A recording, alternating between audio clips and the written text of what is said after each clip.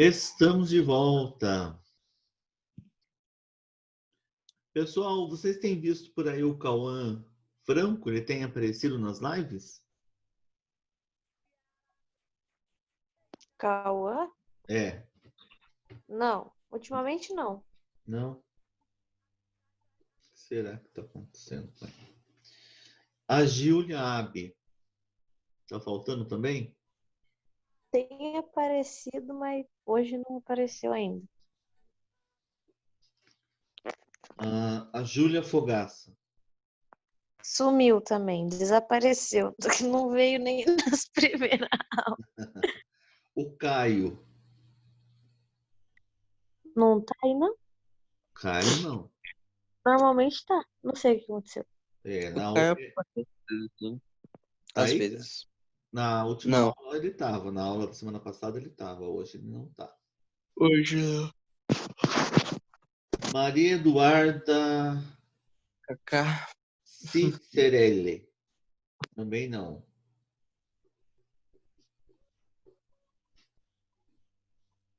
E o Pedro Bom dia, Pablo? professor. Não tome nome? Quem?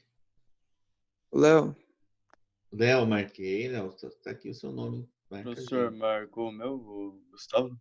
Marquei. Deu certo. Tá. O Pedro Pablo não apareceu hoje. Parece que Uai, não. não apareceu. E a Rafaela, aluna nova, não veio hoje também? Rafaela, você está aí? Se materialize. Não tá. Difícil ela aparecer também. Ih, meu Deus. Bom, é difícil, né? Índice de frequência, complicado. Bom, vamos retornar à nossa maravilhosa aula.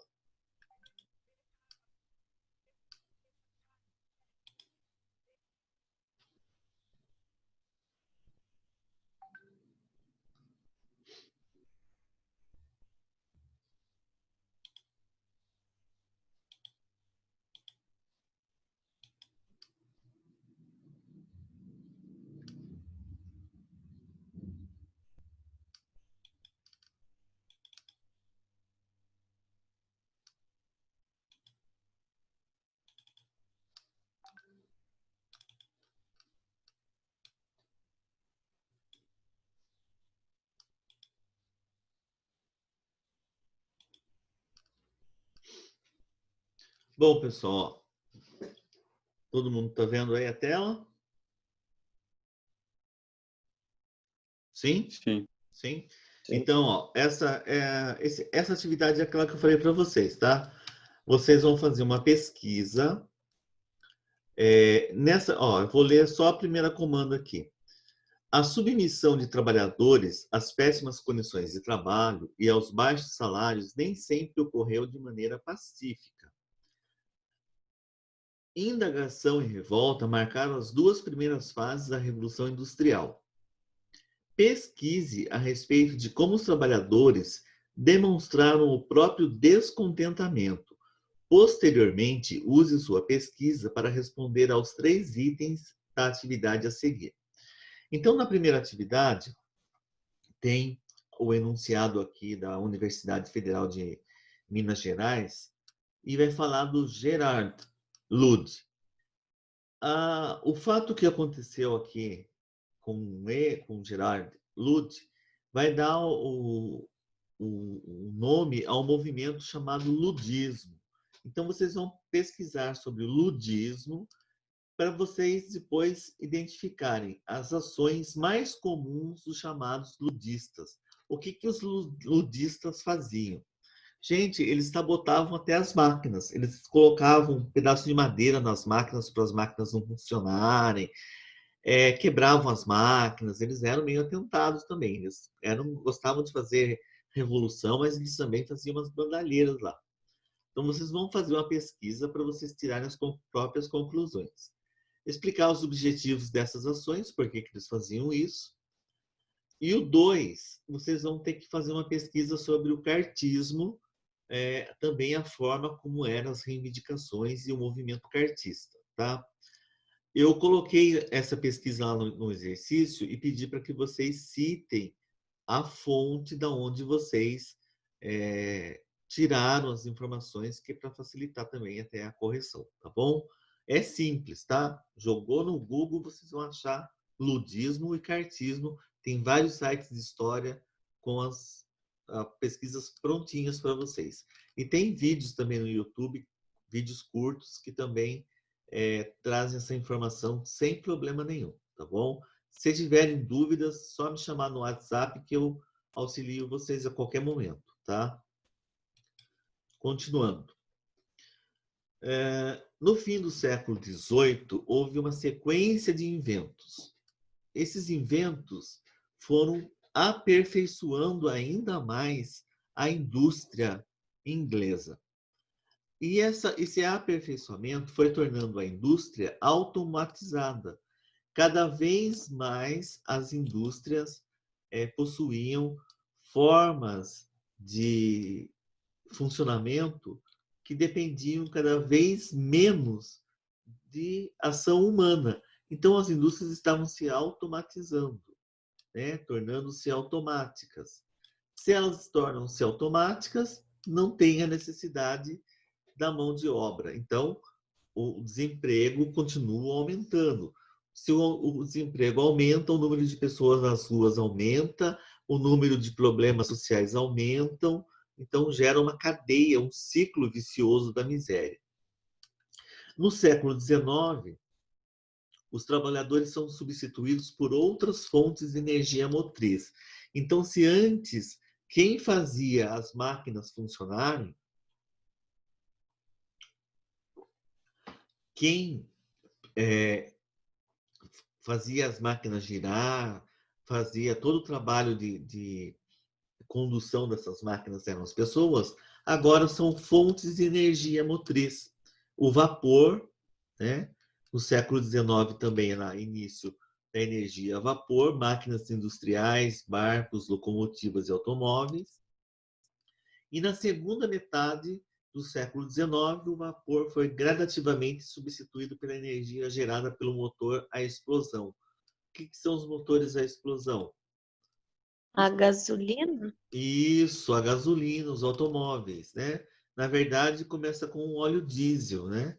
Querosene, óleo diesel, é o combustível mais pesado, ainda não muito refinado. A gasolina só depois é que ela passa a ser utilizada nos automóveis mais simples, né? Nos carros de passeio, vamos dizer assim, nos carros particulares. Mas os caminhões, óleo diesel, né?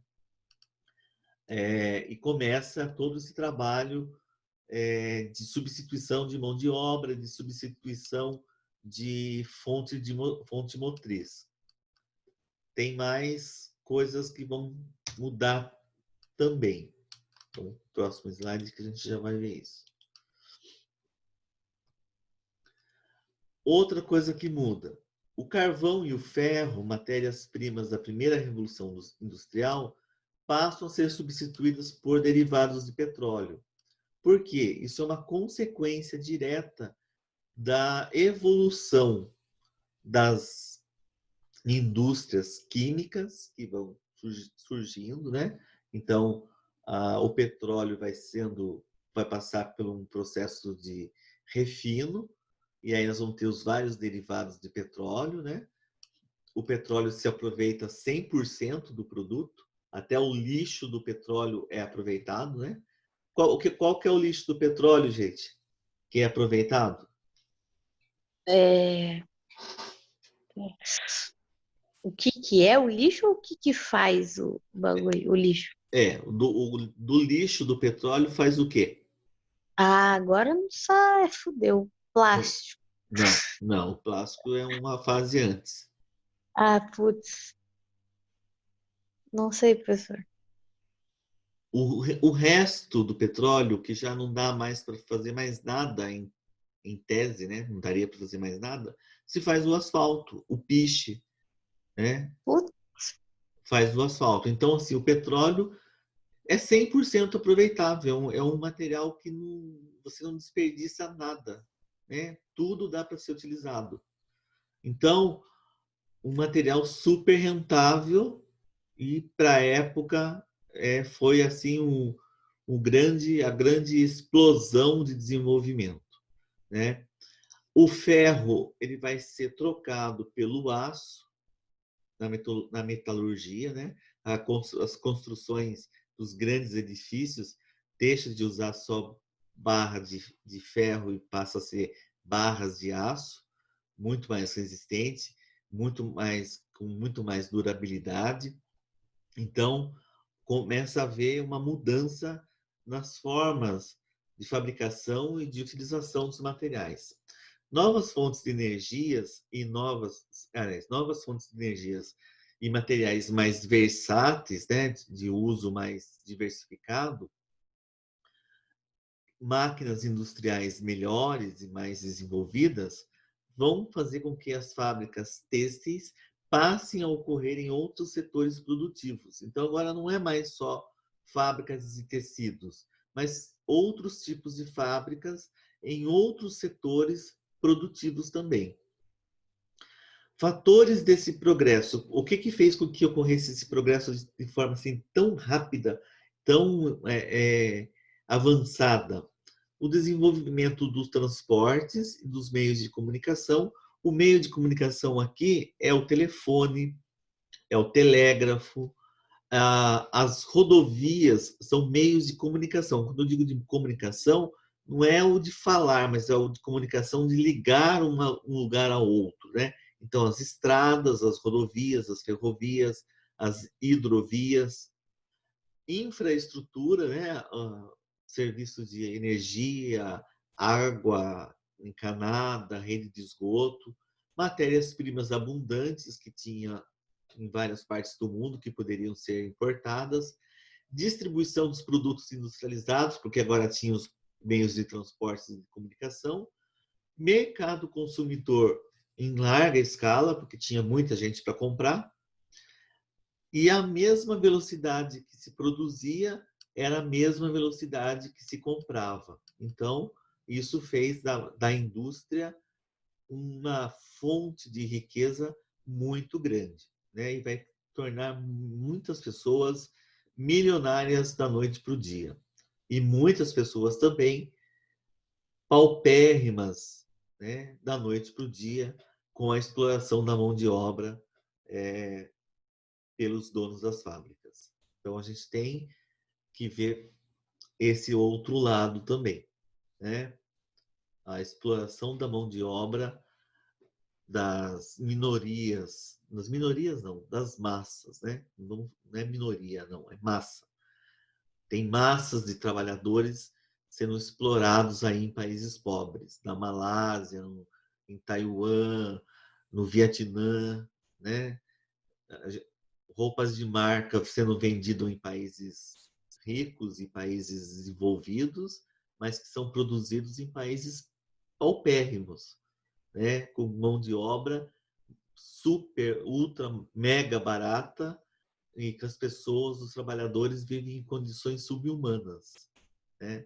Então, existem até campanhas publicitárias falando sobre isso. Isso é uma coisa para a gente parar para pensar um pouquinho e fazer uma reflexão também. Vamos lá.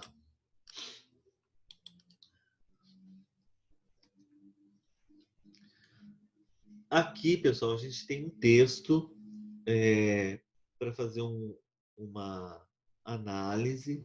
É um texto do Eric Rubensbauer, falecido há pouco tempo atrás. Eu coloquei uma foto dele na outra aula. Sobre a Revolução Industrial, vocês vão ler o texto dele e vão assinalar a assertiva. Eu acho que esse exercício, deixa eu ver se tem... Acho que é uma resposta certa só.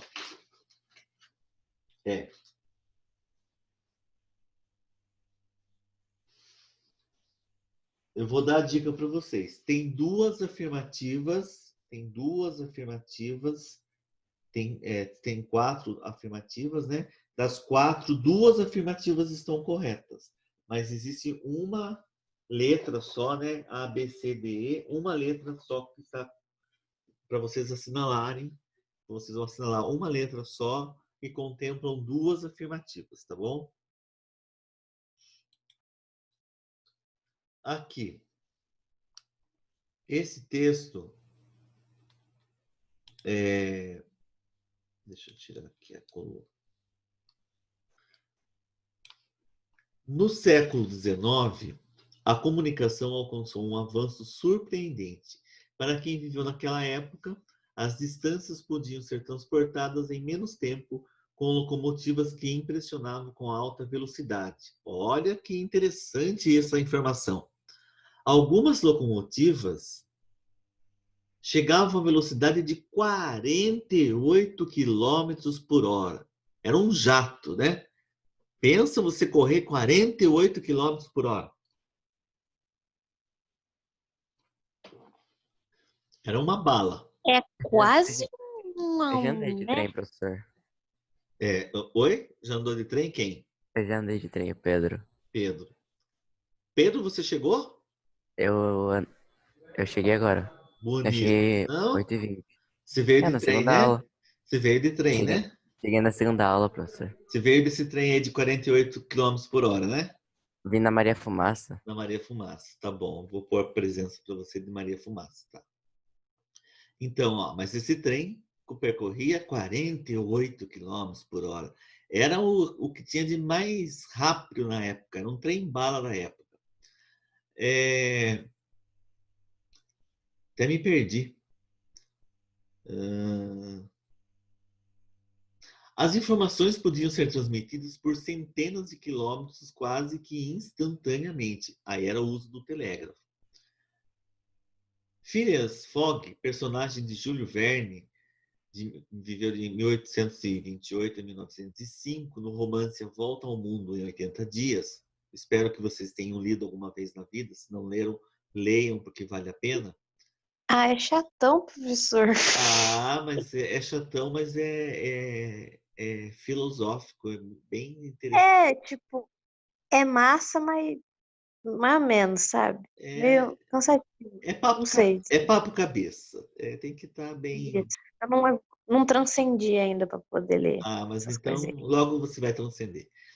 Chegou a sustentar que a Terra diminuiu, já que seria possível percorrê-la 10 vezes mais depressa do que há 100 anos. Reconhecido como um expoente da literatura da ficção científica do século XIX, Júlio Verne atreviu inúmeras inovações advindas do processo de industrialização da Segunda Revolução Industrial. Em suas obras, Verne falava de máquinas que podiam se locomover debaixo da água, submarinos, por entre os céus, aeronaves, e até sobre uma viagem à Lua, da Terra à Lua, em 1865. Suas ideias ficcionais podem ser atualmente entendidas como predições. O historiador Ernest Gombrich, ao se referir às linhas férreas que se multiplicavam no século XIX, afirma que elas passaram por cima de montanhas, através de túneis e até grandes rios, e se viajavam pelo menos 10 vezes mais depressa do que se havia viajado antes com o carro postal mais veloz. Aí eu faço um pouco de uma crítica ao Júlio Verne. O Verne, ele, na minha opinião, ele plagiou um pouquinho o nosso amigo Leonardo da Vinci. Porque o Leonardo da Vinci já tinha também falado de submarino, já tinha falado de helicóptero, né? Já tinha até projetado helicóptero. Então, o Júlio Verne não inventou a roda, não. O Júlio Verne que pode revirar no túmulo lá, se espernear, mas ele não foi o primeiro não a sair com essas ideias. Ele que fique quietinho lá, porque ele não é o primeiro a sair com essas ideias, não. Aqui, gente, ó, as rodovias, as ferrovias, o desenvolvimento tecnológico aplicado ao transporte foi fundamental para agilizar o abastecimento de matérias-primas para a fabricação e a distribuição dos produtos industrializados para os mercados consumidores. Na imagem é possível observarmos variados fins para as locomotivas a vapor. Daí, o que eu fiz? Eu fui procurar essa imagem e passei horas tentando decifrar o que estava escrito no rodapé de cada uma dessas imagens e confesso a vocês por 2 motivos. Primeiro, porque já era muito tarde, eu já não conseguia mais enxergar, a minha miopia não ajuda e eu não conseguia achar o significado dessas palavras. Mas, assim, olhando, dá para perceber o quê? Um trem conduzindo pessoas, né? Então, as locomotivas podiam conduzir pessoas. A segunda, que me parece que está conduzindo pessoas como se fosse Trabalhadores, sei lá. trabalhadores ou então pessoas que estão fazendo um tour, né? Um passeio turístico, né? Que parece mais... Não está com muita cara de trabalhador, tá mais com cara de gente que está vendo aí a natureza. Aqui embaixo, sim. Né? Na terceira, transportando mercadorias, né? E na última, transportando animais, cargas de animais. Então, transportava-se de tudo nas locomotivas, né? Isso é fato. Mas eu queria, até peguei a lupa para ver o que estava escrito, mas aí já era mais de meia-noite, aí eu já não conseguia enxergar mais nada, nem com lupa. Vamos lá. Com base nas características da segunda revolução industrial, percebe-se o quê? Que a revolução era técnica, né? A revolução tinha uma técnica de produção apurada, a especialização, divisão do trabalho. Quando a gente vê, por exemplo, agora sim, casa a ideia do filme Tempos Modernos, né? Então, lá na abertura da apostila. A técnica da divisão do trabalho, aquela ideia de você, cada um faz um pedaço de um carro, por exemplo, de um automóvel, especialização e divisão do trabalho. Aumento da produção, da produtividade da mão de obra. Quanto mais você se especializa naquilo que você faz, mais você produz. Acúmulo de capital, que é o grande interesse do capitalismo, né? Porém, esses fatores não conferem homogeneidade à Revolução Industrial. O que o Maurice Dobb vai falar? A desigualdade do desenvolvimento, como aquele entre indústrias diversas, foi um dos traços principais do período. Então, ele diz assim, que, por exemplo, essas coisas aqui não aconteceram, produção técnica, revolução técnica de produção, especialização e divisão no trabalho, aumento da produtividade da mão de obra e acúmulo de capital, eles não aconteceram ao mesmo tempo e na mesma época em todos os países que se industrializaram. E um exemplo disso é o Japão, que só aconteceu 100 anos depois da Revolução Industrial na Inglaterra. E a gente vai ver isso por quê a seguir, tá? Então, a Revolução Industrial acontece de forma diferente, em países diferentes, por motivos diferentes, tá? Ela acontece ao seu tempo em cada país, de acordo com as suas características, tá? Aqui a gente tem um Organize as Ideias, e aí a gente tem um jornalista, em 1869, jornalista Blanchard de Roux, e o gravurista francês Gustave Doré, eles se reuniram para produzir uma obra que retratasse a Londres da segunda metade do século XIX. Eles percorreram os diversos cantos da cidade dia e noite, visitando os grandes salões onde se reuniram os ricos e também os bairros onde se concentravam as pessoas na mais extrema condição de pobreza. Tá? Aí a gente tem lá embaixo a vista de um bairro operário de Londres e cena urbana de Londres. Os cortiços eram comuns e famílias inteiras se aglomerando em um único cômodo ou dormitório ou dormindo ao relento. Daí eu quero citar para vocês um dos filmes que a nossa apostila traz como indicação. Eu já assisti esse filme e eu recomendo a vocês. É um filme interessante que dá para vocês assistirem sem problema nenhum. Oliver Twist. Talvez vocês até tenham assistido. Acho que já chegou até a passar na Globo esse filme. O Oliver Twist o filme, né? É de 2005. É uma adaptação. É um filme do Roland Polanski, um diretor muito famoso. O filme se passa na Inglaterra, na França, na República Tcheca e na Itália. É da Sony Pictures, 2005, 130 minutos. E ele conta a história do Charles Dickens, e conta a história de um menino, né, que vive no meio lá de um cortiço e que é explorado, que ele tem que trazer dinheiro para casa todo dia para poder viver no meio desse cortiço aí com um monte de famílias pobres. É muito interessante para mostrar essa questão, porque ele é expulso do campo e vai para o centro da cidade, na Inglaterra, no início da Revolução Industrial. É um filme que vale a pena assistir, um filminho água com açúcar, nada que vai matar ninguém, tá bom? Se tiverem oportunidade, assistam. Nós vamos fazer não vamos fazer nada.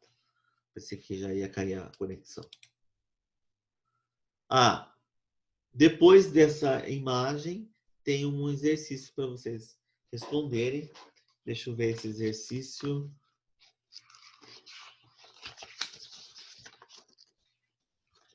Esse exercício, o primeiro exercício, para assinalar, vocês vão ter uma, duas, três afirmativas para vocês analisarem.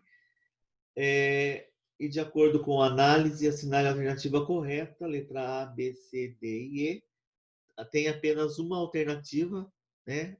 Uma alternativa para vocês analisarem as afirmativas em uma alternativa correta.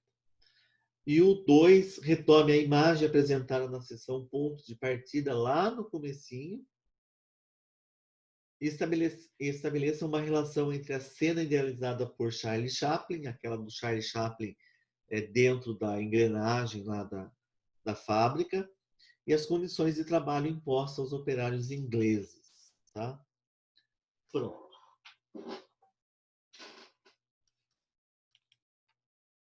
Agora sim, nós chegamos à era Meiji, o caso japonês. Tem 6 minutos, acho que dá para começar, mesmo que a gente tenha que interromper, senão não vai dar tempo daí, porque é 8h39. Vamos lá. Era Meiji, o caso japonês. Então, o que acontece com o Japão? A industrialização japonesa comprova a existência de diversas revoluções. Então, as revoluções acontecem de forma diferente, em épocas diferentes, em países diferentes. Isso já é dado como certo, não há mais o que discutir. Não coincidem no tempo e com suas etapas. Ponto final. Batemos o martelo nessa questão. No Japão aconteceu um século após a Inglaterra. Por quê? Por que esse fator tardio? Porque o Japão era governado pelo shogunato. Quem eram os shoguns? Os shoguns eram chefes militares que governavam o Japão. Era o militarismo do Japão do século XVIII. Aliás, do século XVII. No século XVII, então, o shogunato, os militares, que tomavam conta do país. Eles eram chefes políticos do país e eram extremamente autoritários e fechados para o mundo moderno. No século XVIII e XIX, o Japão vive uma política de isolamento. Aí, tem 10 minutos para a gente fechar.